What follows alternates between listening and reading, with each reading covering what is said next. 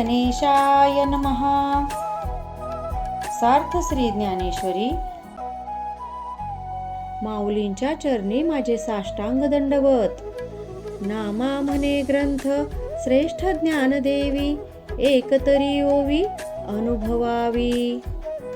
या अभंगाची रचना माऊलींचे समकालीन संत आणि विठ्ठल हा ज्यांच्या जीवीचा जिव्हाळा होता ते संत नामदेवराय यांनी केलेली आहे। श्री ज्ञानेश्वरी हा एक श्रेष्ठ ग्रंथ असून त्यातील प्रत्येक ओवी ही मानवी जीवनाला योग्य दिशा दाखविणारी आहे, म्हणून तिची शिकवण आपण आचरणात आणली पाहिजे। ज्ञानेश्वरीतील ज्ञानाचा स्वीकार करून त्यातील एखादी तरी ओवी आचरणात आणून आपल्या जीवनात त्याचा अनुभव घेतला पाहिजे। ज्ञानेश्वरी ही एक देववाणी असून एक महान रचना आहे। तिची महती केवळ वाचूनच नाही तर तिचा अनुभव घेऊन कळते, कारण ओवीचा अनुभव घेतल्याने माणूस स्वतःला, जगाला आणि भगवंताला अधिक चांगल्या प्रकारे समजू शकतो।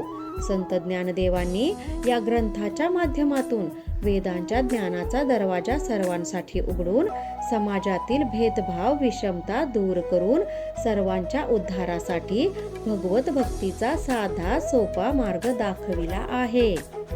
त्यासाठी ज्ञानेश्वरीचे वाचन, मनन आणि चिंतन करून मानवजातीने आत्मउद्धार करून घेतला पाहिजे।